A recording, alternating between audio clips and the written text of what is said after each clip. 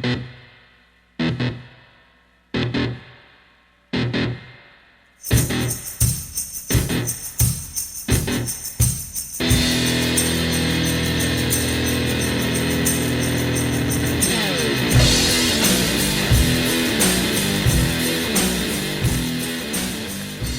and welcome to another episode of Schnozzcast. This is Bob, joined by Nick and Cory. So happy to have you here with us again. Tonight we're going to have a little booze news for you, some TTs, TikToks, gentleman's agreement, and pick of the week.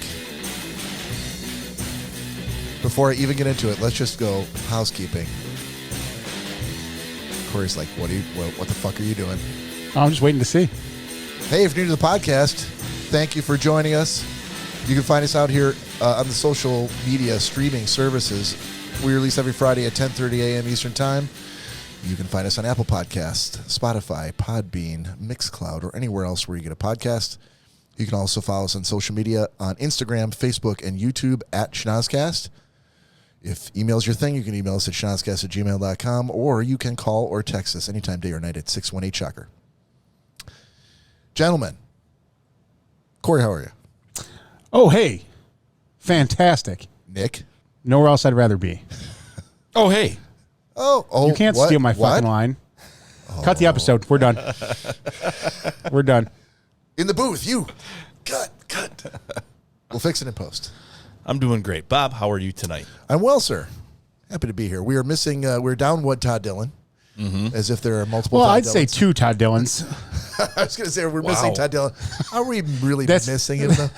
That's a weight joke, just for those that didn't catch it. Boy. Yeah, the racist jokes are going to have to go out the window tonight. Yeah. We're just three white guys now. We have nothing. Hey, guys, so I listened to last week. I didn't really find any of that funny. You did it in my voice? I don't appreciate that. Yeah. All that talk of burning things, and Todd wouldn't be a fan. That's what? Nothing. I was going to take it further, but I decided not to. I think the words were coming out of your mouth, and you were like, I wanted to just agree. Just agree. That's fine. Then I'm like, I don't know what he's talking about. I realized that it was a thought that he wanted to, like an inappropriate thought that like he wanted to share, and he just wanted to stop it at burning things. So much to the effect that I did not pull at the burning things thread. I was like, oh, yeah, burning things sounds good. Yeah. You Sounds know good. him too well. I do. I stopped. So, guys, how's the week? Shit show? Long week. Yeah? Long fucking week. I hadn't talked to you all week, Cory, so I assume you were head down trying to earn $1.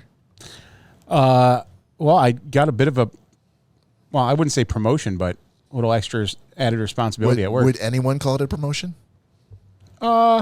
Yeah. Maybe. Do they work at your company? A couple. Okay. Well, congratulations, I think. Thank you. Yeah, I'll give you all the boring details after the show. But Okay, yeah. I want it all, like salary increase, like percentage. Yeah, we'll cover all that after Yeah, the show. exactly. But Right. wanted to put it out there. New tax bracket, all those Yeah, things. I wish. Yeah. Yep. Todd and I are neck and neck right now. Woo! The helicopter money. Yeah. Cory with a helicopter. Can you imagine? Yeah. No, I don't think you can. Yeah. Right It on would the front lawn every Saturday. Oh, my God. Just be going in circles like this. Aren't you even going to turn it off? We're going to be down here for 2 hours. Nope. It's harder to start back up than it is to turn off. Yeah, you waste more gas turning it off and turning it back on again. Better off just let it I don't run. understand. The rotors keep going. He just doesn't go anywhere. It's like the air conditioning. Give her more gas. The police can't get close enough if it's still running, so that no Yeah. one really bothers it. I could absolutely see. I'm very coffee today. I don't know why. I could have. I could absolutely see Cory, like, if he got, like, let's say he won the lotto, I could see Cory getting a helicopter. And I could even go as far as seeing Cory going and, going through the training, getting his pilot's license to do it. But Cory is so particular about things and is so, like, afraid of heights that I could see Cory going out to, like, the helipad, firing it up, doing his checklist and everything, and then just shutting it down. And being like never leaving the ground, and me being like, dude, why are you not? No, I'll get there one day. I just like to make sure everything's working, and Got to start up at least once a week. I was going to say, in my estimation, the pre-flight check would use up all of the gas in the helicopter. Just check it once a week. I was going to fly, but then we were out of gas. I did get about a foot off the ground. It's a little wobbly, and I'm not quite there yet. To now, Cory, would you be afraid to be up in the helicopter or be afraid of crashing in the helicopter? I'd be fine up in the helicopter. I've been in planes, and it's flying your own helicopter. You'd be fine. Oh yeah, dude, easily. Oh, no, get out of but here. the story about you being on the top of a parking structure, yeah, because there's nothing.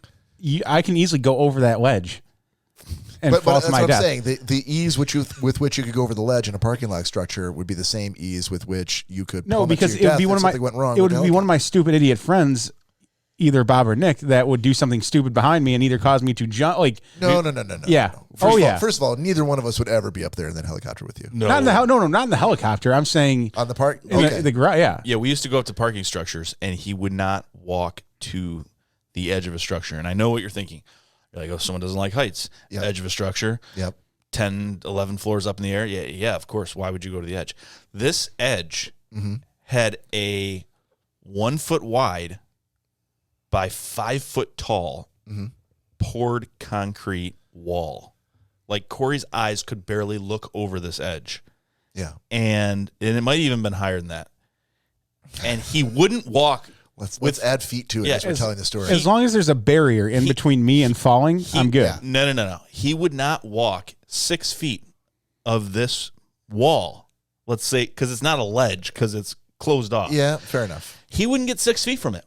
And his excuse was that he thought I was going to jokingly make him jump, like scare him, and that he would leap over he would like grasshopper into the air and fly over this giant wall. But it sounds like he's saying that he would have been totally fine, no anxiety whatsoever, if you hadn't been there. Correct. Like, if he was there by himself. That's what he said. That's what he right? said. I mean, I'd be a little more at ease, not completely, because like I said, to me, it's really that barrier that needs to be in between me and falling.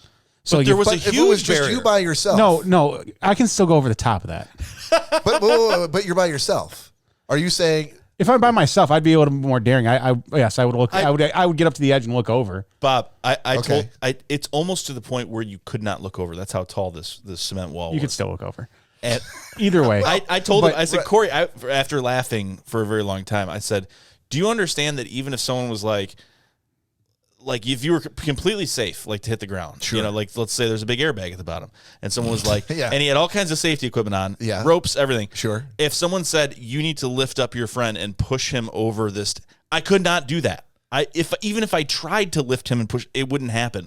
So walking behind him and like poking him in the ribs and him freaking to where he would fly into the air and fly over this barrier like makes zero sense whatsoever. In my mind, it's very possible.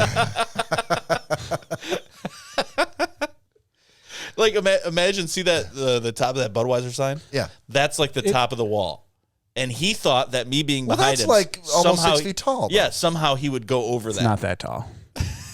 Yeah, I don't think it. No. I'm telling you. But like, so, because I've been up in the Sears Tower, and I've had I can go right up to the glass and press my face against it and look down and go out on the ledge that has the plexiglass that you can see all the way down. I have no problem doing that because like I said, there's that barrier, that safety barrier of the plexiglass that I know, well, what I think is going to stop me from falling through. Right. Yeah. But I feel much safer in that than I do exposed in the, like, now if there was an open air plexiglass thing that you walked out onto. Yeah. And not like fenced in, because fenced in is still, I'd be fine. But if there was like a deck you could walk out onto and see from that, yes, then I would have a very big problem being out there. Cory, so disappointed at the Sears Tower. I couldn't find that hardware department anywhere. Would you ever walk the Grand Canyon Skywalk? It's the glass bridge. What? That extends over the Grand Canyon. I'd have to look it up. Let me look it up here to see a picture of it. Yeah, maybe you could pull up a picture and share it here. But yeah, it's called the Grand Canyon Skywalk. They have a bridge that goes over the Grand Canyon? No, it's not. It does. Well, clearly it doesn't go over the entire bridge. I was going to say. It is a horseshoe-shaped bridge with a glass walkway that juts out of the edge of one of the canyons at the Grand Canyon. No. Where, the whole floor is glass. So clearly you can see everything below. Is the Sears Tower the one that has the glass floors? Glass floors? Yeah. What's the one in Chicago? Cory was in the Sears Tower. What's the one in Chicago that you get in that thing and the windows lean forward? Oh, that might be the Sears Tower.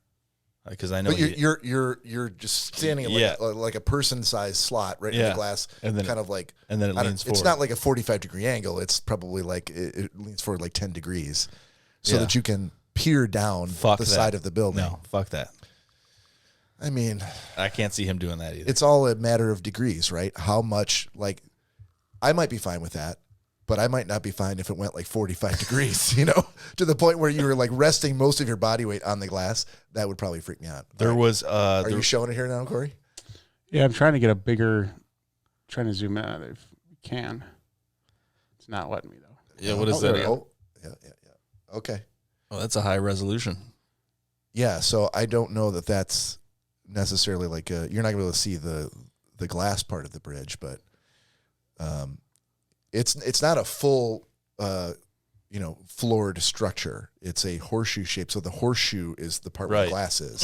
It's all open in the middle, like you can't walk in there, but it's just a go out and back again. Now, Cory, that is a railing that you should be afraid of. Yeah, that looks like that railing's like 3 feet. See that dude that looks like he's resting his ass on my God. the blue shirt on the left? Yes.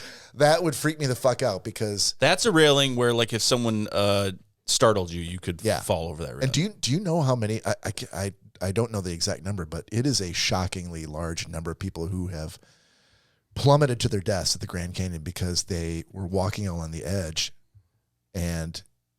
there's like a there might be a railing that's maybe like 2 feet tall. Yeah. And then below that is like a little drop off of like 10 feet with some rocks. But the thing is that if they try to like take a selfie, like standing on the rail or just on the other side of the rail and then lose their footing, they might fall like 10 feet on those rocks, but those rocks will like cascade them and they'll continue to fall down like hundreds and hundreds and hundreds of feet down to the bottom and they will die. So here's kind of an overhead That's view a great, you. yeah. That's a great shot. No, thank you. Nope. Would you do that, Cory? No, because that's the epitome of the top of a parking garage. Yeah. Yeah, that glass. I mean, that's what Cory sees when he's at the top of a big cemented. That's exactly what I see. Giant. Yeah, where there's no way you could even gaping jump maw down below. Yeah, that would be terrifying. No, I don't like that because engineering can go wrong, and it doesn't look very supported. I don't like it at all. I could see like, well, there's only supposed to be 100 people on there, and there was 105. No. Right. Oh shit. Okay, I got another one here that might be even a little better. Oh, another picture. Okay. Yeah. This Grand Canyon picture is brought to you by Hey Dude Shoes. They're big on if you're going to walk out there on that glass. Might as well do it in comfort. Yep. Hey Dude Shoes. As if we were sponsored by them. This is a different website that has the same advertisement. I feel like every website that you go to, you get those Hey Dude Shoes. Yeah. Look at that shit, will you? No, I don't like it. Yeah. So there's a better look at. The caption of the picture says, the skywalk at Grand Canyon West on Tuesday in May of 2011, just after the glass panels were replaced. Why the fuck did they need to replace those glass panels? Because all the stress that's put on them from the people. That would freak me out. Oh, these are brand new. Wait, why did you have to replace these? Yeah. They probably have to replace them once a year. I would hope so, at least. So what? So you should probably figure out when they went in to go like, okay, it's been 11 months. Probably not the best time to go out on that. Don't be there at the end of that. Jesus. Yeah, that's... I don't like how there's no supports underneath it. I mean, I'm sure it can hold a shit ton of weight, but that's not the time where you want to like cut corners and be like, well, it's going to look sleeker if we don't have supporting beams, no, support that shit. Hey, we got you the budget beams for this skywalk that you wanted. Do you want? They got them from New York to come out. There was a TikTok I think I saw of somebody that was like in a rooftop apartment, and there was a pool like that. They were just talking about that on Dave and Chuck the other day. With a glass bottom overlooking the city. So while you're in the pool, you could look down. And I'm like, fuck that. I'm not sure, though. I feel like maybe the water would give me a false sense of security. I don't know, man. If I dove down to the bottom of that pool and could see the street 150 stories below me, I don't have to dive down to the bottom. You could look right down. Yeah. Yeah, I don't think I'd feel too safe in there. Plus, you know how heavy water is? Jesus. Just dangling on the outside of a building. Yep. Yeah. Yeah, you just don't want to be those, like, and in the news today, crazy accident. Yeah. As a matter of fact, in The Mechanic 2 with Jason Statham, and I can't remember the other guy that plays in it with him, but there was a scene that was exactly like that. One of the guys that they were sent after had a penthouse in a high-rise, and he had a pool that came out, and they basically scaled the high-rise and went underneath the plexiglass pool and just took a little drill bit and drilled a tiny little hole in it. So when the guy started swimming, it started leaking, and that created pressure on the bottom. Yeah. And the bottom just gave out, and the guy fell all the way down the street. Anything. What if there's a police shootout? Someone robs a bank, or there's some sort of, and a stray bullet 40 stories below. A stray bullet hits that fucking bottom, and you don't know, and I'm like, oh, stop, boom, boom. Who knows? Maybe it's New Year's Eve and people are shooting into the air. That would be a concern, a definite concern. Are you talking about Mechanic Resurrection? Yeah. I didn't, so I don't think I've ever seen this movie. Really? I've seen the first one. I didn't know Jessica Alba's in it, Tommy Lee Jones, Michelle Yeoh. Then you said that there was another guy who had the pool. Was he the bad guy? He was one of them. There's a shit ton of people they killed in that movie. Yeah. Maybe the people that got killed were all no names because I don't recognize any of these names. It wasn't a very big scene. Like I said, it was just one of the guys that they were sent after. So it was only like 5 minutes out of the movie. Yeah, sadly, the credits don't list guy who had pool. God damn it. I would have picked him out immediately. Sons of bitches. All right, Corey, let's do a little booze news. And now it's time for booze news. Okay, so for booze news, we're going to do the headlines. So I know Nick is going to have to take a squirt. But in the meantime... Take a squirt? Wow. Let's never refer to it as that again. I'm going to explain why. Please do, but let's just never do that that's again. Fine. Okay. I was on Vice. They were doing they have like a series of like comedians, and they were doing one on Andrew Dice Clay, which I watched. I don't know if you've seen it or not. Not on Vice. I mean, obviously I know who the Dice Man is. Yeah. But So that was absolutely one of his. Hickory dickory dock. It was kind of the whole story of like how he, started off as just a plain vanilla comedian and decided to take on this persona. Shit! I think I might have seen that. Yeah. Yeah. Yeah, it was really interesting. I mean, there weren't a ton of interviews with him. A lot of the stuff was like stock footage and right, taped interviews from,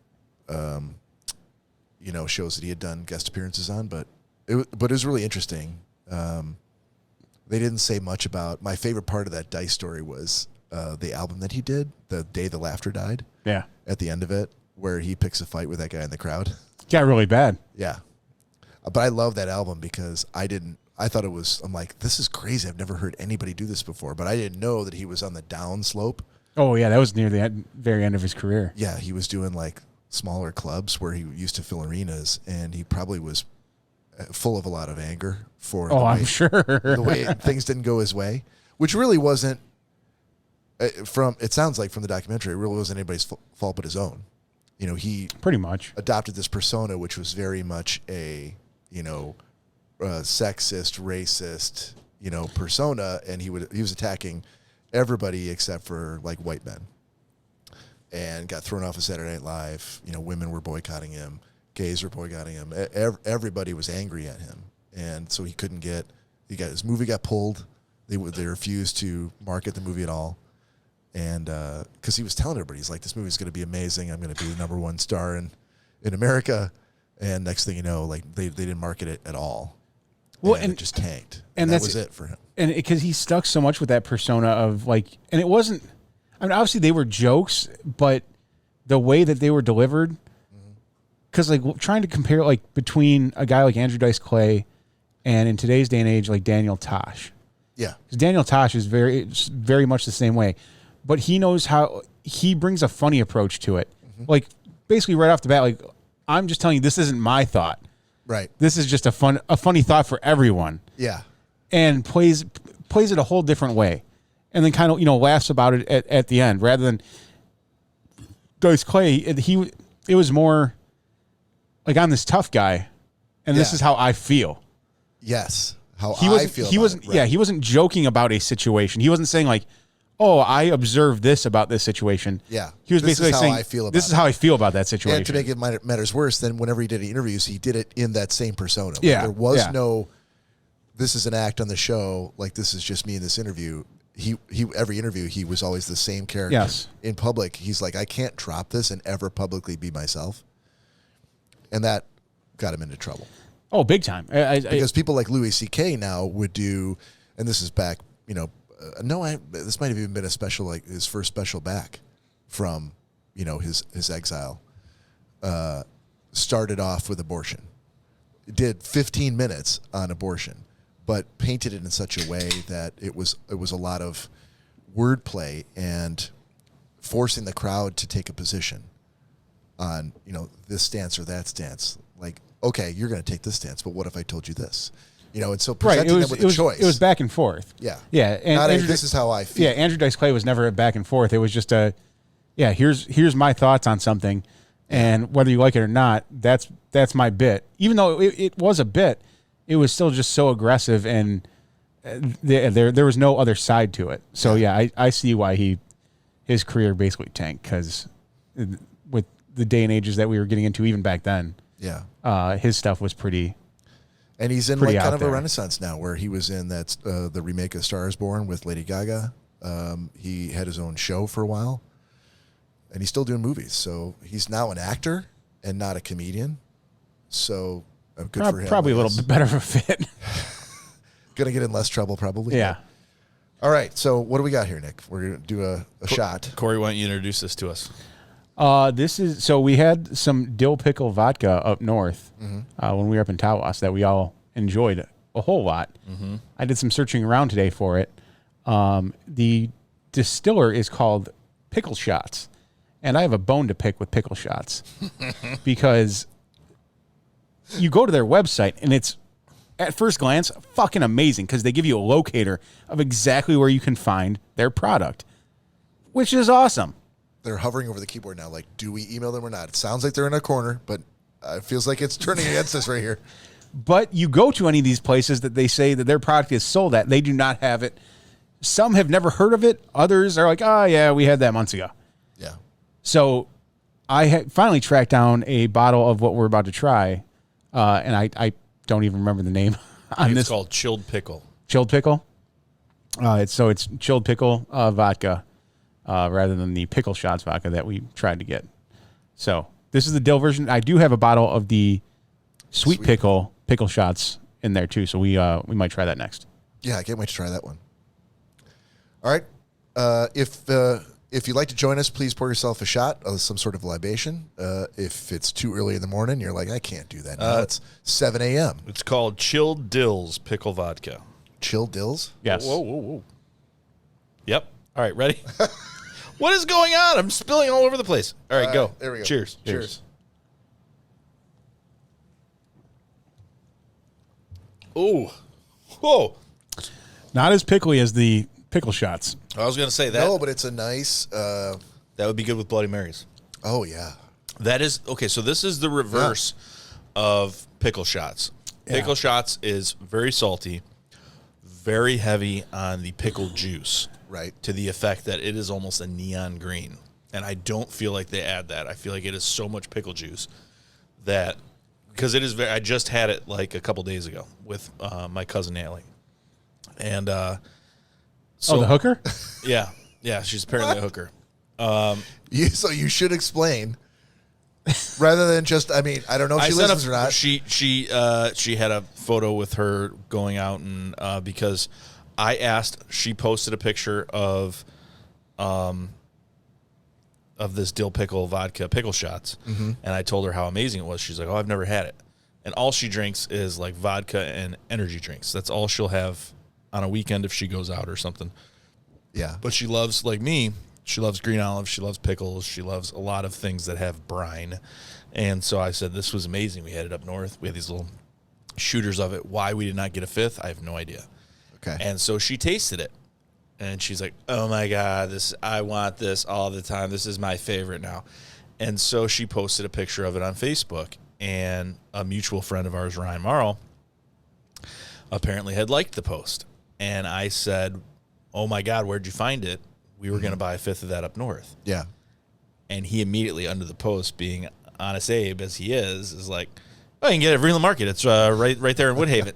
She's like, thanks a lot, Ryan. Don't tell everyone where it is because I won't be able to get any. And so, like, the next day, she bought 4/5 of it and took a picture with it. And so I sent the picture to Cory, which is my beautiful cousin, holding 4/5 of pickle vodka. Yeah. And he basically referred to her as a whore. First of all, I said hooker. Yep. Oh, that's better. Huge difference. And Huge difference. And he stands And by whores it. are cheaper, as I understand. But it's okay because she thinks he's like a homeless person because every time she sees him, he's got his shirt off. She's like, could he please fucking put a shirt on? I'm so sick of looking at your Facebook posts And seeing him without a fucking shirt on. Guess what's happening later tonight? shirt off. Yep. Just for Natalie. She's like, really? She's like, now it's like the whole family. Like even my dad at the Ox Roast. Your dad took his shirt off? No, my dad at the Ox Roast. He's man. like, he was telling Zeke, he's like, there's like an inside joke with our family about how Cory never wears a shirt. I'm like, it's not very inside because it's very obvious he never wears a shirt. And as I told you, I didn't tell you all this, but obviously that was set out of love for her. And I would say that to her face. Wait, what? Calling her a hooker was set out of love? Yeah. I will say that to her face. I think the last time he saw my mother at one of my kids' graduation party, called her a hooker. Yeah, and then gave her a hug. Yeah. Yeah. So this is how the Schnozzcast family works. I'm still trying to explain that one away. I called her That was 2 years ago. I called her Lady of the Night. Yeah. Oh my God. Well, it is evening, and you are a lady. I do not at this point in time. Like when she was younger, I'd get really mad because I would have to defend her, defend her honor. But much like Cory's two sisters, I don't have to worry about Natalie. Cory should be worried about Natalie. Just like as if I called one of Cory's sisters a hooker, he'd be like, I don't give a fuck. Fucking just fucking say that to Callie or Keegan's face. You're the one that's gonna have to deal with her. Exactly. Right. So, yeah. But all right, Cory, let's do a little booze news. And now it's time for booze news. I thought we already introed this. I'm going to cut that part out. This is going to be the official start of booze news. One thing I want to do. One thing. You don't have to cut it out. Now we're officially starting booze news. No. It'll be easy enough because we went No, right into the no, squirt. No. Story. It's fine. Let's not cut any of it out. Leave it as is. You and I will talk about this later. All right. Jesus Christ. All right. So, Star Trek actress Nichelle Nichols' ashes to be sent to deep space. I was so excited to hear this story. Yeah. Because was that the Asian woman? No, she's not. Okay. Well, I thought it was. That's her right there. Oh, okay. On my screen. No, okay. Well, I said funny. She's African American.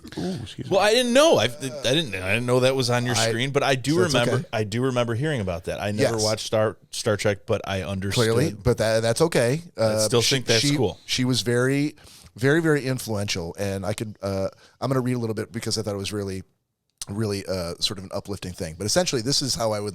This is what I want to happen to me. It never will because I was not famous and on Star Trek. But, can I just ask something? Yeah. Is there some sort of pattern that's happening here with the oldest person on the podcast at this point in time, at least, basically reading obituaries? Since Todd's not here, basically reading obituaries every week. This is not an obituary. This is a story about. So here are celebrities that have died. No, I'm not doing that. In fact, I think on a previous episode, I noted that she had passed away. This is a story about how her ashes are being. This is a story about sent new life. into deep space. Yeah. All right, so there's a private spaceflight company called Celestis, which I did not know existed, but this is fantastic. They've been sending cremated remains into space since 1994. they're going to put some of her ashes, some of them, not all, on a rocket as part of a Enterprise flight scheduled later this year from Cape Canaveral, Florida. This was obviously the Enterprise was the name of the starship in Star Trek. Unlike their previous space funerals, which also they did one for James Scotty Doohan, who was on the show. He played Scotty, the engineer on the Enterprise, and Gene Roddenberry, whose remains part of them, I think, were sent to deep space. He's the guy who created the show. Unlike those flights, her ashes are bound for interplanetary deep space. So it's not just like going out into orbit, like maybe somewhere between here and the moon and maybe to fall back down to Earth again. She's going deep space, like going to continue to go. But that's what I would want. I take my ashes or take my body that's frozen in stasis and send it out so that years and years and years from now it can be recovered by aliens and then brought back to life and they can make me their leader. That's what you think is going to happen? That's what I know is going to happen. Not like you're going to wake up in an alien lab? So much to talk about. Maybe, but it's like an 80-20 chance that I'll be the leader. Wait, isn't it kind of weird with her, though? It's going to be like her arm and part of her lip that are going out into space? Well, technically, if someone's cremated and you split the ashes up, you don't know what's going where as far as body parts. But if you believe in that kind of thing, is that really important? Are Barty parts like parts? Like they sing like a song? Birdie, birdie, birdie. If they play a lute. Let me try that again. They play a lute while it's body parts going into deep space. Does it matter which parts are going where? If you believe in the soul, I just think that all the ashes should go. That doesn't make any sense. Why would you split them up? I think that happens a lot. I think people who are cremated sometimes say, I'd like some of my ashes to be put with my wife over here, and the other half to be put in like the place that I bought up north that I love to go to. You know what I mean? Seems kind of like a lot. It's not all about you, sweetheart. Who are you? Are you looking at him or me? The people that make this decision. I mean, it seems kind of like you're kind of needy. You're kind of needy once you've died. Like, I want to be here, and I also want to be here. So you're saying that at some point your demands for how many different places your ashes are going to will inconvenience me, Nick Bader, and I'm not sure. Not me, but the family. Well, that's the point you're raising. Well, you are the family. I gotta drive to Pictured Rocks to now. That's what I'm talking. Take about. her thumb and put it in the picture, and then I got to go to the Caribbean. So first, before you cremate, I'd like you to sever. Can you make sever the thumb and cremate that separately? Can you make requests? Yeah, to have your body parts individually cremated.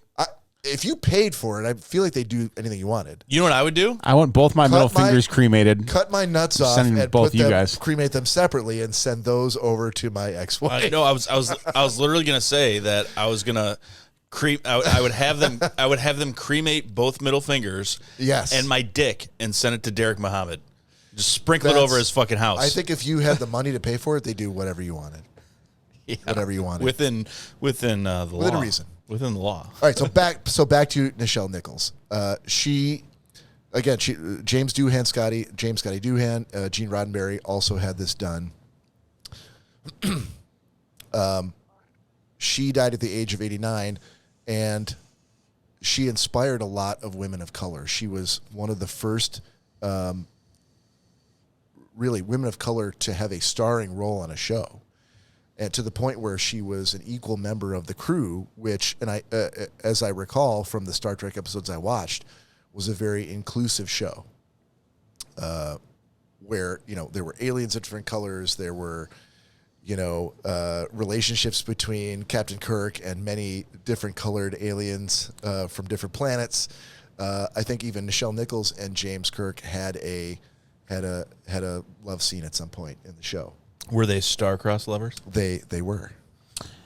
Here's a question. Yes. Do you guys think that would truly be the alien form of different types of aliens? Yeah.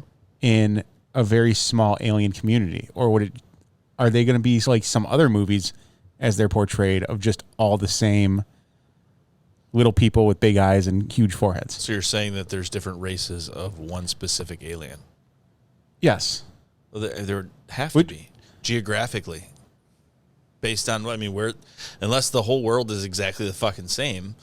But the reason that there's different ethnicities and dialects is based on location, geographically. Some places are closer to the sun. Some places. I'm not asking to be schooled on it. I'm just asking what your thoughts are. No, I'm trying to get the question. Are you? So do you feel if aliens truly do exist? Yep. Would there be a whole different world, and I guess we could say race, a whole new world. Different types and different entities of aliens, if you will? Yeah, I think so. Okay. Each of them would be. I do believe aliens exist.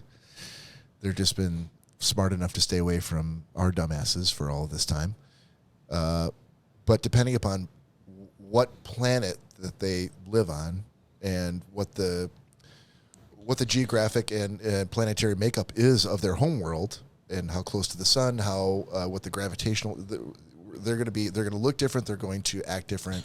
So you're more of like in the actual, like the Men in Black school of thought, like when they have the airport or the hub that they all travel to, and there's all these different species of aliens around. I think that there would be different species of aliens. Okay. Yes. All right. Now, the Men in Black, basically airport that they had, I don't think that would ever happen. Well, no, I'm not saying. I'm saying how it's portrayed in the movie. Yes, yeah, I do. But there have been studies that have been done that say that the human form of having 4 limbs and a brain, a head and a face, with which to see and hear and taste and smell and all those sorts of things are characteristics that would be replicated elsewhere in the galaxy. Maybe not specifically looking just like human form, but they would need to have limbs. Similar, so they could similar form. Manipulate physical objects. Right. They would be thinking beings. They would be able to, at least experience the senses that we do: sight, sound, touch, taste, and feel. Have you guys? And I know you probably, but have you guys? I know it's a big joke, but have you guys watched the Ancient Aliens things on the History Channel? I have not watched Ancient Aliens. You have never watched it, have you? Yeah, because George Constantinopolis. That's the crazy hair. Yeah. Yeah. Have you watched it? Yeah. Do you like it? Yeah. There's some good episodes. There's some other ones that they have certain people on that are a little too far out there. I'll have to look at it and because it's been a while since I've watched it, and maybe I'll rewatch it and find some episodes to give to Bob. But it is fucking crazy. Like, but just for instance, right here, I just saw this the other day, this statistic, and I was like, oh my god, that is fucking crazy. The Great Pyramid of Giza. Pyramid. Okay. Has okay, you fucked up. What did you fuck up earlier? All right. Well, let me just jump in the middle of the story here and say let's do this shot and then let you finish your thought. Yeah, because I want to hear it. I've never seen Ancient Aliens, but I feel like I'm going to very soon. You are gonna. Yeah. So, but I am interested in it because I find it fascinating. If you tell me you believe in aliens, like if it was some ghost thing, and you were like, dug my own grave, and I'm going to lay in it right now. Bob must have been influenced by the aliens when he poured this shot. What's that? I have half a cup of what? Fireball. It's literally half a shot. Well, there was also some fucking some drool that you left in there from the last time you still could have filled it up. Clearly, you're not interested in finishing the shot. So I thought, let's give him a little bit going less. A little lighter. Maybe he'll finish this one. Yeah. All right. Cheers. Cheers. Also, you have to realize that your shot is twice the size of these. Yeah, that's true. So I think on episode 1, I just saw they were talking about the Aztecs, and this is the only thing I'll lead you into. I think it was the Aztecs, like 5,000 years ago or something. They found some tomb, and they were going through and buried with these mummies or whatever they were. These people were these golden artifacts. This was one of them. Okay. And there was a bunch like this, and they said it's like a golden airplane. Airplanes 5,000 years ago, and right. To the effect that they actually, I'll let you watch the episode. but they said it's okay to spoil an Ancient Aliens show. Okay. I'm giving you permission. Okay, so what they did with this, if you can see it here. You can put it to the camera. Yeah, if you can see it here. This is one of many artifacts that they found that were very, very strange. They thought were very strange. So they took all the dimensions of this. Okay. And created it on a larger scale and put a motor on it. Yeah. And it flew perfectly. Now you're freaking me out. I feel like we could do an entire episode just about Ancient Aliens. Because you've watched them as well, right, Cory? Yeah. We probably should give it a shot. After I get assigned Ancient Aliens, I feel like that's what we should do. An entire episode on it? Yeah, and in the episode, you can watch this, but they flew this and as like an RC plane. They made no modifications to it, and it took flight. So things like that all around the world, they say, are suggesting to the effect that we were visited, like ancient humans were visited way back and given certain technologies. That and they gave some reasons on the pyramid that at the time, like why they built them and why would you build that doesn't make any sense to build such a huge structure just to put people underneath, like to bury people in tombs. That doesn't make any sense. But they said that they feel like that at one point it was they aligned with the stars, or they did something to where the people of the people of that time were not aware of things like astronomy. They were not aware of things like flight. Flight did not come to pass, and until our recent history. I shot a you want me to mute you? Should I mute you while you're working it out? Okay. But there's so many points that they make that it's like, how did they get this fucking information? Why do you have these little trinkets that are perfect airplanes, in a tomb? Or how did they know about the stars and how they were aligned and it's just very, very strange. But I found it very, if you can look past the dude with the fucking crazy hair, it's pretty interesting. I can look past a dude with crazy hair. And who is it? Once you see him. Who is that guy?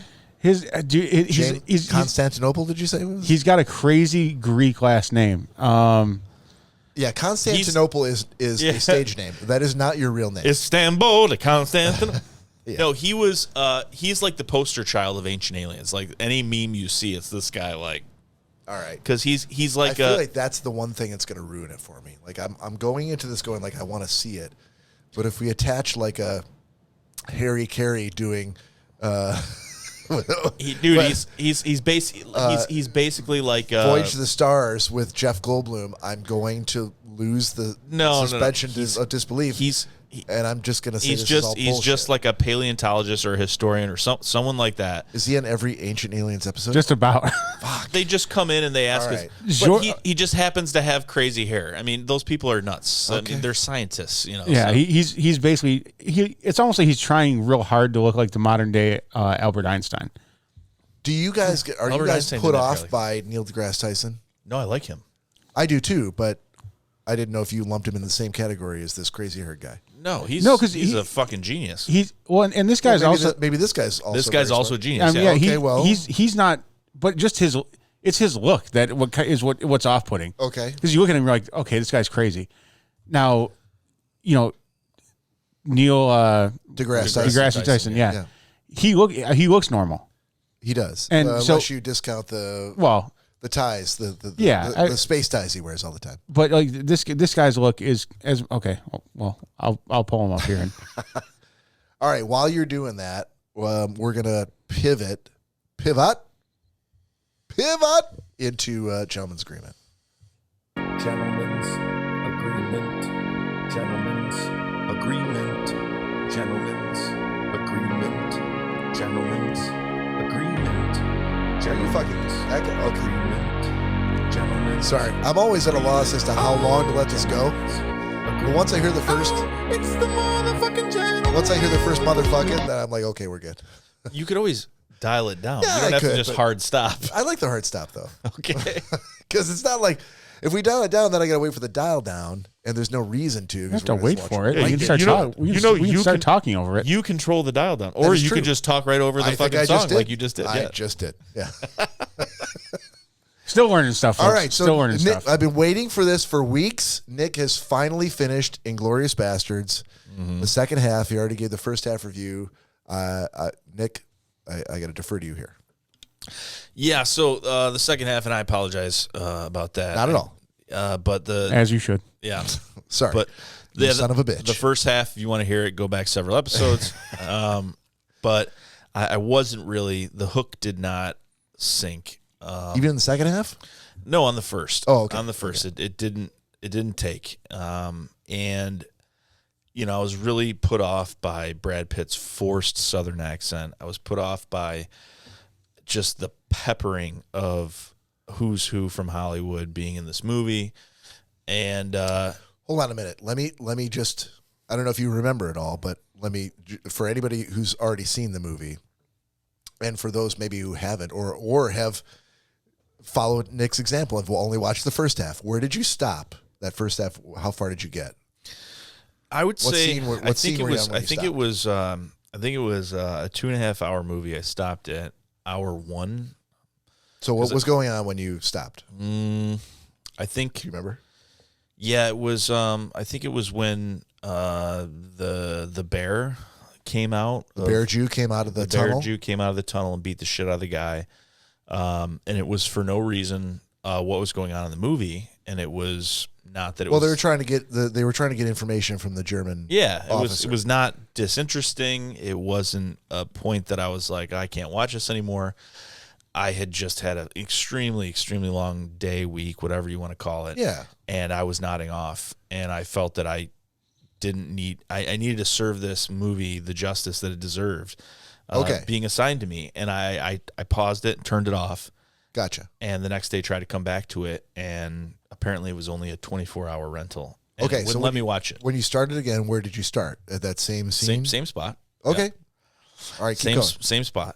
So I ended up watching probably the next hour and a half of the rest of the movie. And first of all, the first hour seemed longer than the second hour and a half. It picked up in the second half of the movie. Okay. Yeah.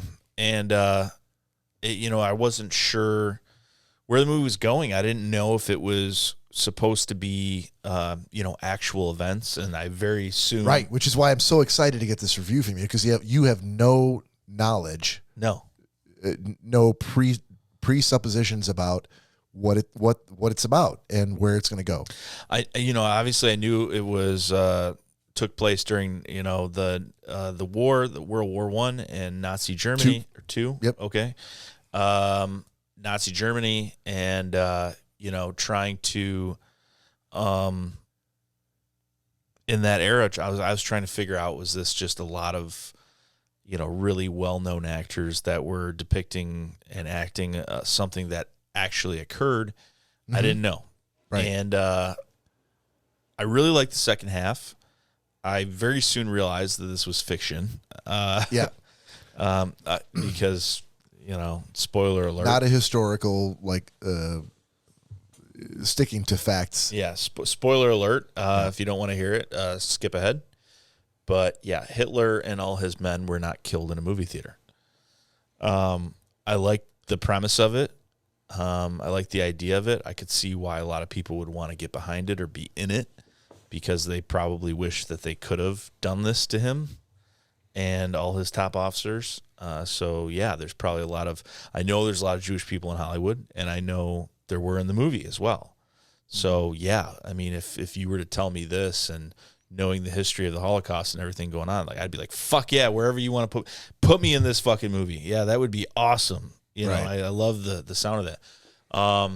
But yeah, I ended up looking past Brad Pitt's accent and, looking past that fourth wall and was able to suspend that disbelief. And I got into it a little bit more. Really liked the ending. As soon as, he made that deal, it's still to me, like, I feel like it could have been this is just personal. This is just my personal opinion, but sure. I felt like no-name actors would have blown that movie out of the park. Having all this shiny brass from Hollywood do it, it's just really tough to swallow for me. I feel like if you got some really good no-name actors, I think the movie would have been really, really good. But regardless, however Tarantino's movies end up coming to fruition is a story for another day and another cup of coffee. But I think a lot like Scorsese, that he has a stable of actors that he likes to work with. And Brad Pitt's one of those actors. Christoph Waltz, who played Hans Landa, is one of those actors. So those are the actors that he knows the best that he trusts. Like Scorsese likes to work with DiCaprio and De Niro. Same thing. So what did you think about the scene in the basement bar? oh, that was great. That was probably my favorite part of the movie. How fucking good was Michael Fassbender as the Archie Hickox, the British? Michael Fassbender is German, who's playing a British person, pretending to be a German person. Well, I loved. Okay, so are we talking about the good guy or the bad guy? So the good guy is they're going down into La Louisiane, the basement bar. Bless you. Bless you. And bless you. And so Brad Pitt's, you don't gotta be fucking you don't gotta be General Patton to know you don't want to fight in a basement. Right, exactly. And so Archie Hickox is the British soldier who's, arguing Pretending for to be that. German. And he's like, I'm going to pretend I know German. I'm going to go down there and meet our spy, Yeah. Bridget von Hammersmark, who's in the basement. So he's the one who gets, and again, spoilers here. You should have skipped ahead long ago, but he's the one who gets pegged by the SS officer with an accent that he can't place. And so he has to kind of talk his way out of it, which he nearly does. He nearly does. I feel that the performance of the officer. The SS officer? Yeah. Yeah, he was think very, very good. He was phenomenal. Yeah. I mean, he was an antagonist, right? Yeah. Yeah. Yep. He was great. I mean, you wanted to hate him, like as he's talking, like you really wanted he's crowding in on their game of, whatever that is, stick the That's schön. No. Yeah, I'm not sure what the name of the game is, but you're basically playing like a version of charades. So was he the same? And I can't remember. Was he the same guy from the beginning that got the people killed under the floorboards? No, Okay. that was so that those was two Hans actors. Landa. Yeah. Those two actors, I thought, did a phenomenal job. Right. So when the basement bar scene was done, then Hans Landa came down the steps with his men to investigate it. Yeah, he found the I remember shoe. that. Yeah, he's the one. Right. Yes. And so he the guy ended who up played choking Hans her. Landa, right, that's Christoph Waltz. And Christoph Waltz won an Oscar for that part that he played in that movie. And he was the first person or the second person? He's right at the very beginning, the very first scene. That's him? He should. He did a phenomenal job. Yeah. The fact that he's a German who needed to play an English accent, a believable English accent, a French accent, an Italian accent, and flawless German. I think it was phenomenal the way, because I was thinking about that through the movie. I was like, man, they're really on top of their game here. They're having Germans speak English and French and switching back and forth. Yeah. And I mean, how do you're going to have to find all these actors that can do this and nail these dialects. And that is the difficult part that I feel like Bravo, The story goes that he was about to give up on doing the movie until he found Christoph Waltz, because he needed a guy who could do all four of those things. And they found him, and he's like, well, we got our guy. We can go ahead. And when she was sitting and having the strudel next to him. Yeah. And she's a phenomenal actress as well, who played Shoshana. The other scene I wanted to ask you about was, so when they got to the theater, and so I already knew in the first half that you were sour on Brad Pitt's accent. But when they got to the theater and he needed to play the Italian, the three of them needed that to play was so Italian camera. dumb. That he Thank you. That part was you feel the same way? Yeah, That was he's so- like he's he was already Buongiorno. bonjour. Hey, bonjourno. he was I'm already like, he was already trying to force a stupid accent through the entire movie. Yeah, he was. And But the joke was that he was like, "No, I've got the best Italian accent." yeah, but then he tried to you've make got second best. then he tried to make a very stupid accent out of an accent he was already trying to do, and it didn't work. But my No? thing is, No. why at the beginning were they all just playing along? Like, I mean, I knew he knew from the beginning, the bad guy. Who? When he was like, he's like, what part of Italy are you from? And he's going back and forth between Italian. But that's the genius of the Christoph Waltz role, is that he knew very early on, and he played them to the point where he's like, "I'm going to get you when I need to get you, but right now I need to take care of Bridget von Hammersmark." Yeah. And that's the genius of his role and what his what his objective was throughout the entire second half of the movie. So, yeah, I thought it was phenomenal. The end was super cool. As soon as he said, eventually you're going to take this uniform off, aren't you? And I'm like, I know where this is going. Yeah. So, yeah, super cool. Really enjoyed it. Like the last 75%. That's fair. I'm really happy to hear that you got it. I feel like I don't think that you've seen Django Unchained yet, No. but as a natural progression to the next film that he did, I think Cory, having seen it, may agree that that's a good follow-up. Yeah. But I would almost like to watch it again. Like, now knowing, like, everything. You can keep that as long as you want. Like, that's what I'm saying. Like, Yeah. knowing everything now, like, watch it in full. Because I think it would because I'm like, the first part maybe. was just kind of like, yeah, where's this guy? This guy's really annoying. I think me. I've Where's probably this- watched that movie 30 or 40 times. I it's one of those movies that, as a World War II film, have joined the ranks of The Dirty Dozen. How spot on was the guy that played Hitler, though? Oh, my God. It looked Yeah, he just was really, fucking, really scary. it looked just fucking like him. Yeah. Like, I mean, it was like an old picture of Hitler. I mean, like, was moving. Like, it looked just fucking. It's not like, oh, well, it's the mustache. No, it looked like it. When he would laugh and stuff, you were like, oh, my Yeah. God. I mean, it looked just fucking like him. And I will tell you that just from a film perspective, the whole basement bar scene is one that if I was going to be a budding director or a writer or an actor, that I would study, because it's so well done. It almost eclipses the rest of the movie. Yeah. Except for maybe the opening scene with the farmhouse. It literally the As being opening so good. The opening scene of at the farmhouse and the basement bar scene could have been their own movies. Yeah. Literally, Yeah. they could have done a Hateful Eight one scene, like one backdrop. Yeah. And they could have done the whole movie in that house, and they could have done the whole movie in that basement bar. And Yeah. I think that it would have been interesting. Still. That's how strong those two scenes were. Yeah, I All right. agree. Sorry, Cory. All Thank you, Nick. Oh, wait, hold on. Yeah. One question though. Who played the dad of the daughters in the first scene at that house? Oh, Jesus. Because I'll pull up he his looked name. very familiar. He's a French actor, so He I almost don't know that reminded he me necessarily of would be a guy that you'd seen before. no, but he reminded me of the guy in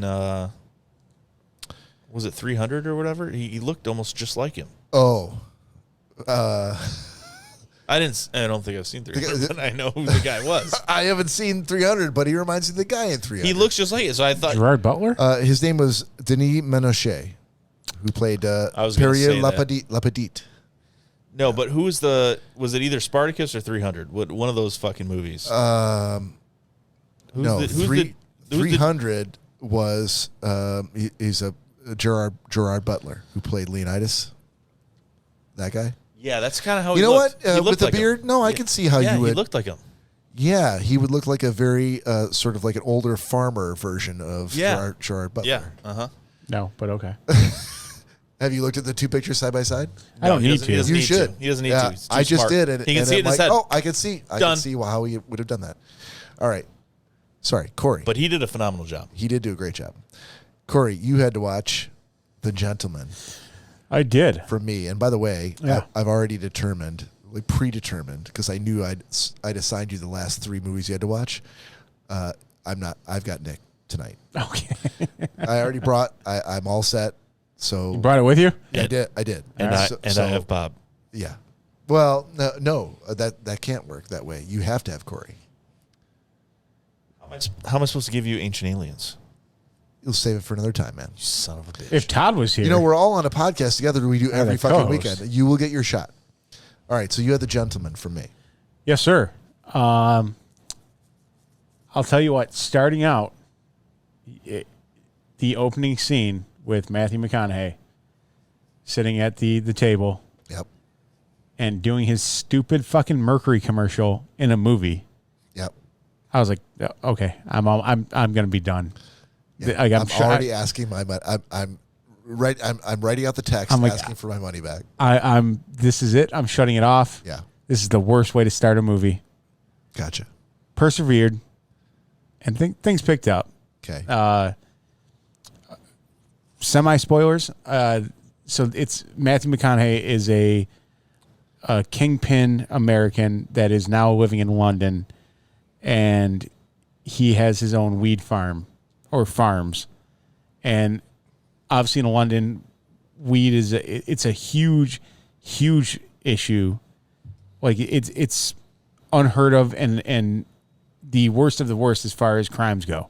Mm-hmm. So he's got a bunch of underground grow houses and grow ops that he has.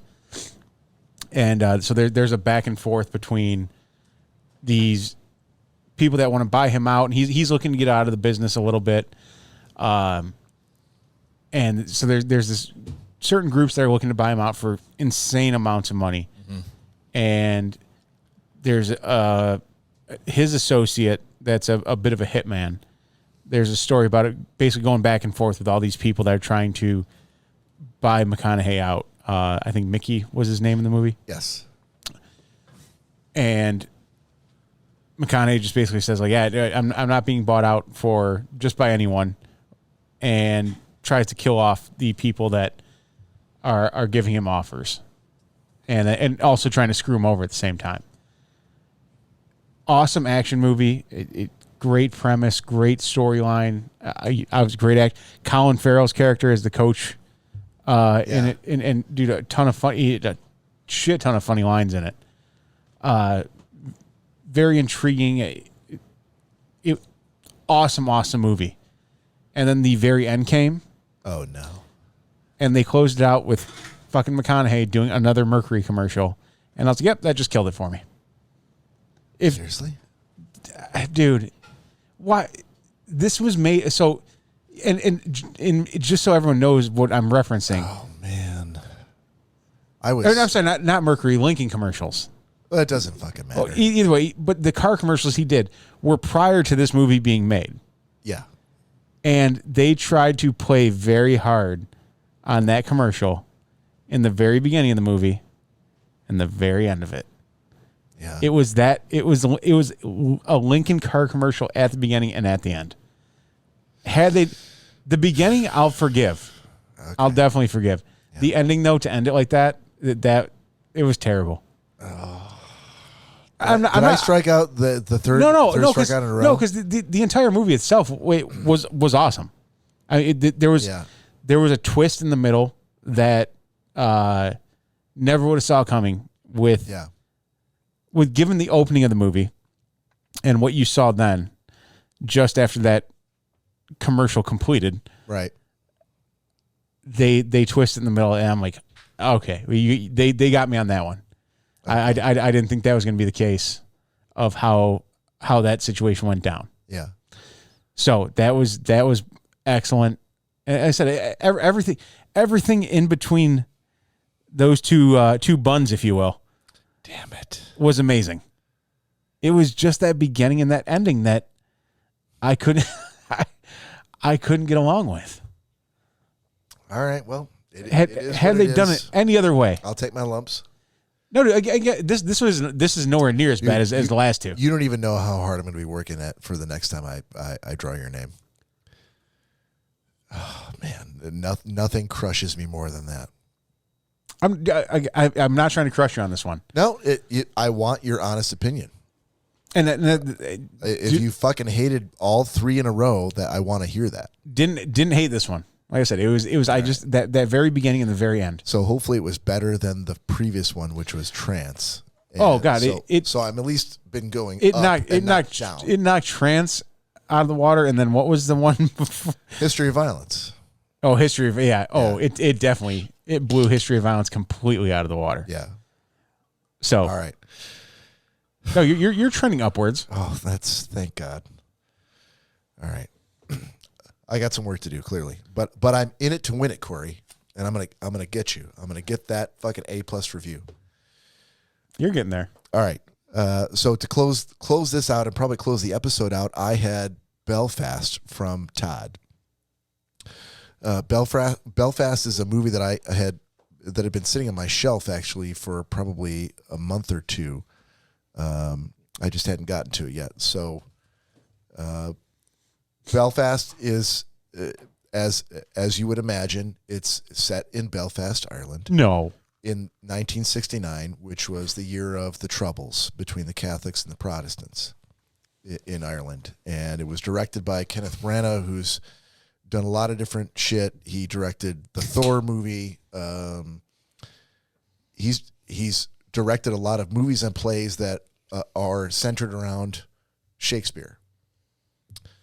If you've never seen, if you're interested, he did a movie in which he directed and starred as Henry V, called Henry V, based on Shakespeare's play. Highly recommend as a film. It's really fucking fantastic, even though it's Shakespeare. And a lot of people are like, fuck Shakespeare. But you should give it a shot. So Belfast is a story about the coming of age of it's not even a coming of age.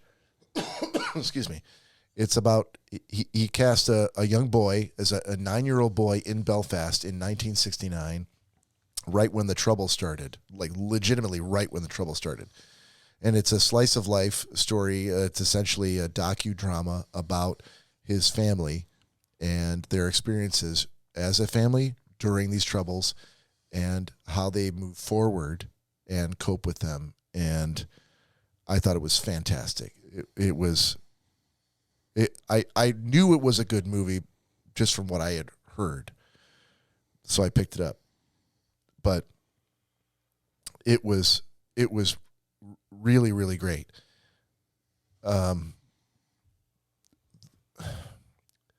There's the mother and the father of this little boy. The mother is played by Katrina. It's not spelled Katrina. It's pronounced Katrina, but it's spelled like ZXAI. Caltriona Balfe. Okay. Who is Irish, and she played in Ford versus Ferrari. She was Christian Bale's wife in that, and I thought she was gorgeous in that movie. And she is the mother of this 9-year-old boy in this movie, and she is fucking fantastic. And she's incredibly, incredibly hot. I can't remember the actor who played the father, but he's a well-known. He might have been the guy. Not as hot. Not as hot, but he also played in. He was in 50 Shades of Grey. He was the guy. He was the guy. He was the guy in 50 Shades of Grey. Yeah. Not the girl. Just to make sure that you understand. Just so you guys know. I can't remember his name. He was the guy. But he actually did a really, really good job. I did not know he was Irish to start with. But I can't say enough about that. It was very much just a slice of life picture. You really need to go find it. Go watch it. Belfast is a great, great movie. It's black and white. There are a lot of because it's super, super Irish. The accents can be thick. That was another downside to. You may have to turn on the subtitles. Cory, come on. But it's totally worth it. Totally worth it. And a lot of the camera shots were from the viewpoint of a 9-year-old boy. A lot of up shots to watch all of his family and the rest of their neighbors living their life and trying to deal with what they're experiencing. Really, really well done. Really well done. Awesome. Can't say enough about it. We're going to do. Hang on. Yeah. Jesus Christ. I have to add on to. So, speaking of the hot lady in Belfast, Yes. Michelle Dockery in The Gentleman. Yes. Oh, dude. The second she okay, came on yes. screen, I was like, Yes. gonna have to find out who that is. Yes. Yeah. And I was dealing with a beginning and an ending to the movie that clearly Yeah. worked against me, so I will take this. Yeah. oh, Michelle, that dude, her Yeah. character in that movie. Kind of sad Yeah. though. Like honestly, like you want to go against the grain and really be interested in the acting, but isn't it sad that can really enhance a fucking movie? Oh, it did. Well, and It's just as sad as how the reverse can detract from a movie. on the flip side, Yeah. I did not know Fletcher in this movie Yeah. was Hugh fucking Grant. Oh, dude, he knocked it out of the park. No, he did great. But I didn't even know it was fucking him. Dude, he looks terrible. No. That's acting, No, sir. no, because once I found out it was him, I pulled up images of him today because this movie was made in 2019. This is 3 years old. Yeah, my last memory of And him. he's older than, the last time you saw, when was the last time you saw him? What's the movie? He has the little red car that he drives around in. I have no fucking idea. I'm not a Hugh Grant. it Until was- this movie, it was- I can't remember the last time I watched a Hugh Grant It was probably film by 96. choice. it was probably 92. The movie I'm thinking of came out. Okay. So that Was was it the my. one with Julia Roberts? Oh, there we go. I was trying to fix that earlier. So just so everyone knows, there's a filter on one of the lights. There's a plastic filter on the top, and So if you're seeing all the warts and all from Corey now, it just fell from the camera ceiling, shot. and Yeah. Corey just had a little pee come out of his little baby pee pee. It got a little brighter. No, we're in gonna here. we're gonna plow through it because we're almost done with this episode. No. Yeah, no, So no. speaking of Hugh Grant, Yep. I just read this like a couple days ago, which is crazy because he brought him up. Right. That the second he poured a shot, he would drink it. Who?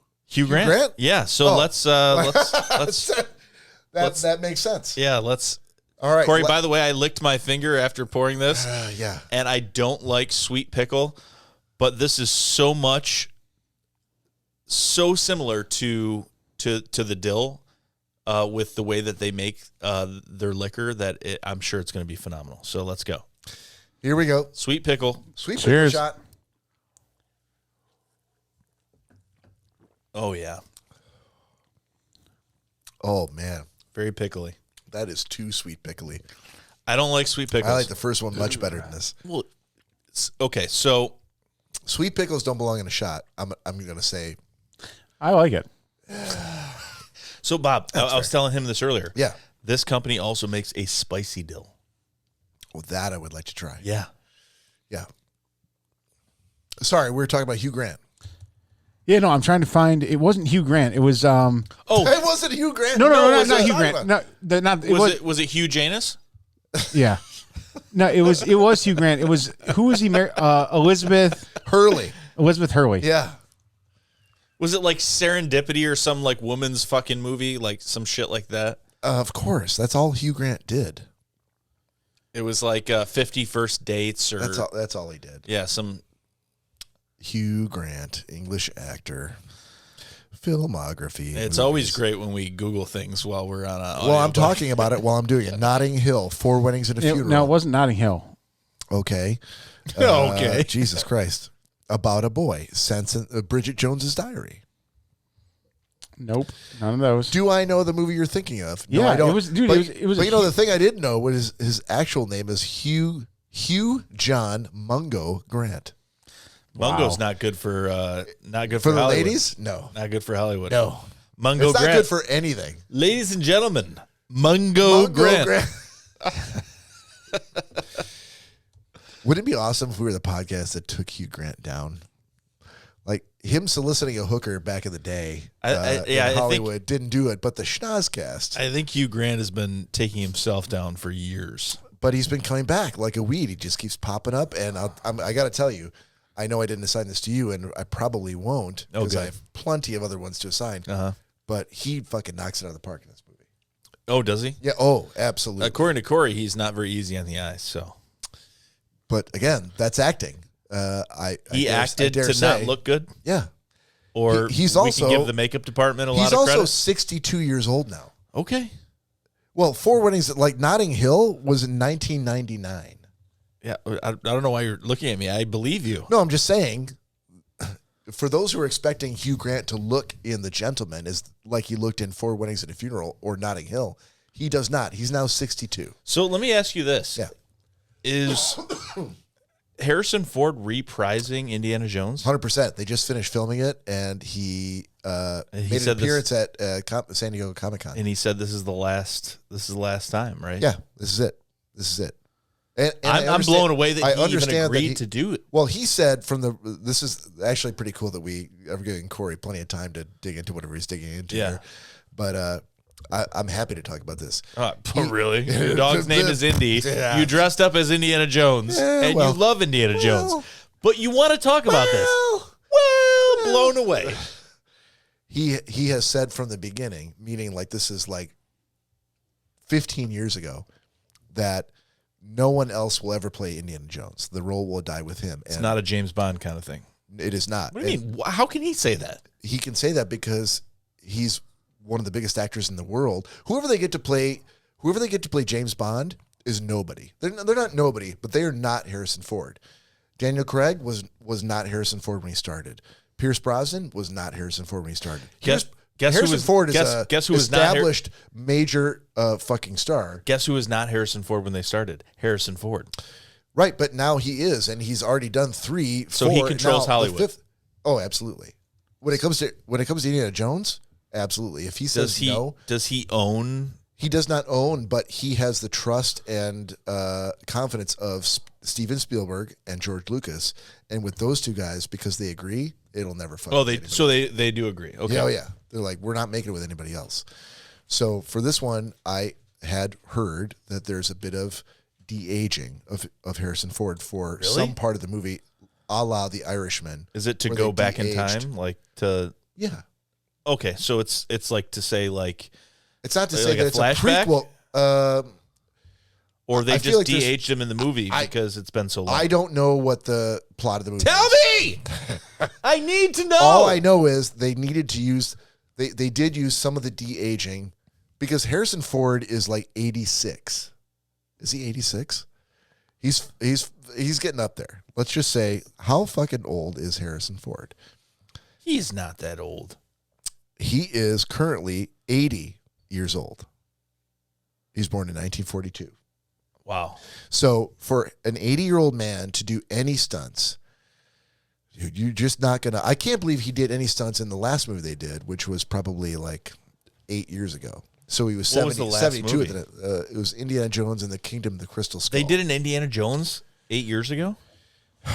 Dude, when did they... I don't know. That's a great question. What was the date of I thought the last one was like in the 90s. Shit. Oh, wait, this is it. The last Indiana Jones movie was in 2008.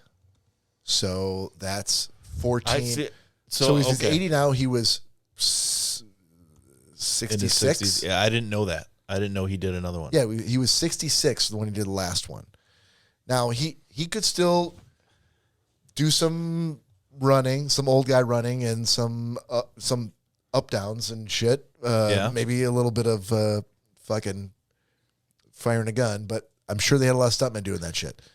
Now that he's 80, it's been 14 years since he did the last one. They had to de-age him, which means that they're putting his face on some younger actor's stuntman's body to do some of the stunts. I am okay with that as long as he said that this is the last one I'll ever do. Which really means this is the last Indiana Jones movie there will ever be. So how many have there been? This is 5. This is number 5 that they're making now. No shit. Yeah. Yeah, I thought there was like 2. There were 3 that he did. They did the trilogy, and then there were a lot of years between. The last one needed was 1989, so he went from 1989 up until 2008 when he finally did the 4th one. Okay, so I thought that suspense was a lot of water under the bridge. from 88 until now. I didn't know that there was one in 2008. Yeah. Sorry. You done looking up stuff for? I did. Okay. It took me a while. I feel like you got something to report. 9 months was the movie that I was referring to with Hugh Grant. Okay. And how long ago was that? It wasn't 95. 95. Yeah. Right. So it's been Yeah, he was a big 90s actor. almost 30 years Yes. since then. So he's not looking as spry No. as he once was. Nowhere near. That's fair. But, I mean, that's to be expected. I think guess. so. Yeah, fucking 30 years ago. Yeah. I think so. So, yeah, just a little bit of a shock seeing him from then until now. But glad to know he's still doing I'm just movies. having him on the upswing with the movies Yeah, no, dude, like I said, and not listen, continuing. it was just that downward it was that trajectory. 30 seconds at the beginning and that 30 seconds at the end. All right, how much time we got? Because we got to do new assignments. Oh, we do. Fine. Yeah, we've done a podcast and a half already on this one. That's fine. New assignments. I got you, Nick. You got Cory, and Cory's got me. Nick, this is going to be easy. This is what you got. Dazed and confused. Okay. Hold it up to the camera. All right. And that is yours to keep, whether you like it or not. I have 2 copies. Oh, thank you. And so keep that and watch as many times as you like. Appreciate it. Cory, Yes. you got me. And you have me. No, I don't. I Oh. just gave Nick his pick as I you and the know, rest I'm of the kidding. internet. Okay. Gotcha. I got. Bob, you have Untold. Dude, you just assigned this to Todd last week. Oh, did I? Yeah. You have Untold. That there's not a rule against that. You can, as long as he has an Operation Flagrant Foul. It's a series, buddy. It's not just in one episode. doesn't matter. You can still do it according to the rules. If he hasn't seen it, you can assign it. All right. Untold what? Operation Flagrant Foul.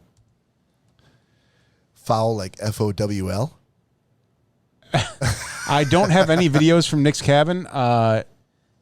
No, Foul. Okay. You know, Cory, I should have made a copy of that movie somehow. Yes, you should have. I will say that FOUL is the comment you just made. All right. So, Nick, you got Cory. Yeah, this is going to be fun. Because I feel I feel like you've done no work. I feel like sometimes he just says he's seen things if he doesn't want to watch them. Well, we're going to find out. Yeah. So, Cory, I accidentally gave Todd a loan on the podcast one time, and I didn't specify the season. And it turns out I was watching season 8, and I thought season 8 was really good, and apparently I gave him season 4. Okay. And he's like, oh, this really sucked. It was really weird. And, yeah, he was right. So That's a great start to whatever you're going to talk about. No, I want to give you a loan, which I don't know if you've seen season 8 or any of it. I have not. Okay, so just Seen none of it? you can start from the beginning. It's Season 1? season 8. Wait, no. You can start from the beginning of season 8. Beginning of okay. Yeah.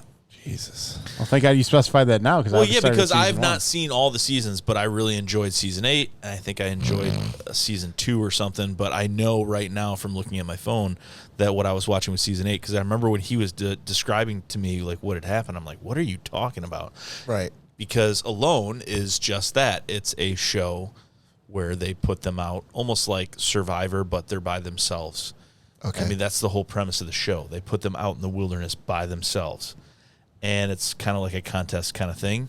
Cory gave me something similar.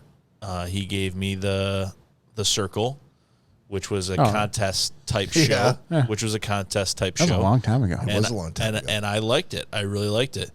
This is a little bit. Cory loves survival shit and gear that he can buy and things he can do when we go kayaking and things like that. And this is very much like that.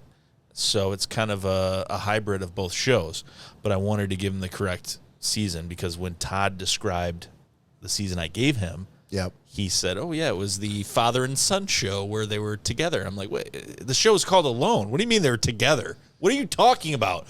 And I looked back and I'm like, oh yeah, apparently I gave him the wrong season. I just don't understand how you started a show in season 8. I didn't start it in season 8. I started watching, I think when it first came out, I started watching season 1 and I liked it. And So why wouldn't you assign Cory season 1? I can't remember, and I never came back to it. I started watching it. I liked season 1, and it was one of those things where I was surfing through, like I forgot about it. Yeah. I was surfing through Netflix, and they said new season available, and I clicked on it, not remembering that I needed to go to season 2. And it's not like Friends where you're like, if you don't know what happened in season 1, I would have heard about it by now if it was. I feel like Nick's TV watching is just a complete disarray of. It's an utter nightmare. I'll give you a good example. Cory, would you have to see season 1 of The Circle to watch season 4 of The Circle? No, you would not. They're all different people. No. It's the same premise. You're definitely correct. Yeah. You're definitely correct. But if I were to find it on a streaming service and there was season 1 through season 15, I wouldn't be like, fuck, let's get season 8 a try.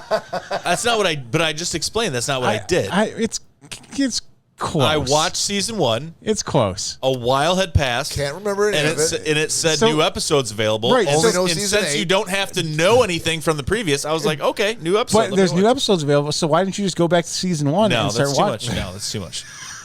That would make the most sense, though. No. Well, that's where you That's fucked not up. what That's where you fucked up. Guess what? That's not what fucking happened. And you got season 8. Yeah. And if you like I it, know. look, I'm if not. you like I'm not. it, maybe You're you'll going to go give a back. review. Maybe it's Yeah. going to suck. No, Maybe it's going to be awesome. I'm fine with that, They but- don't reference things from other seasons. They're all independent of themselves. He sounds willing to take whatever kind of review you're going to give. So I always have to take whatever review he gives. Well, what are we gonna do? I just find your episode watching very interesting. Typically, I'll side with you guys. Typically, that's not the way I watch shows. But with this, it really doesn't matter, so I liked it. And what was it? Never mind. We'll talk about it later. all right. With that, that's the end of the episode. Please join us next week. On behalf of Cory and Nick, this is Bob saying we'll see you next weekend.